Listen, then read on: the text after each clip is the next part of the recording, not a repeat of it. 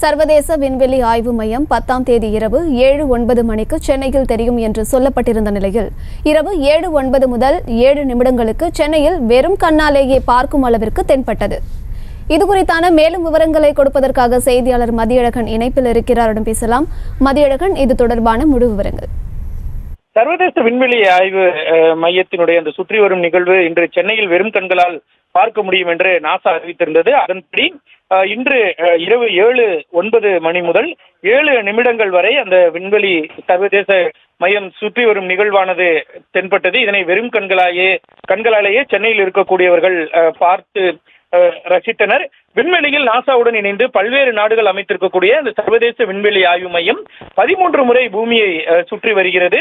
மணிக்கு 28,000 கிலோமீட்டர் வேகத்தில் செல்லும் என்றும் தெரிவிக்கப்பட்டிருக்கிறது. விண்வெளி வீரர்கள் வாழவும் பரிசோதனைகளை மேற்கொள்ளவும் கூடிய இடமாகவும் சர்வதேச விண்வெளி ஆய்வு மையம் செயல்படுகிறது. இதைதான் இன்று சென்னையில் இருக்கக்கூடிய மக்கள் வெறும் கண்களால் பார்த்து ரசித்திருக்கிறார்கள். விவரங்களை வழங்கியமைக்கு நன்றி மதியழகன். செய்திகளை உடனுக்குடனும் துல்லியமாகவும் தெரிந்து கொள்ள சப்ஸ்கிரைப் பண்ணுங்க.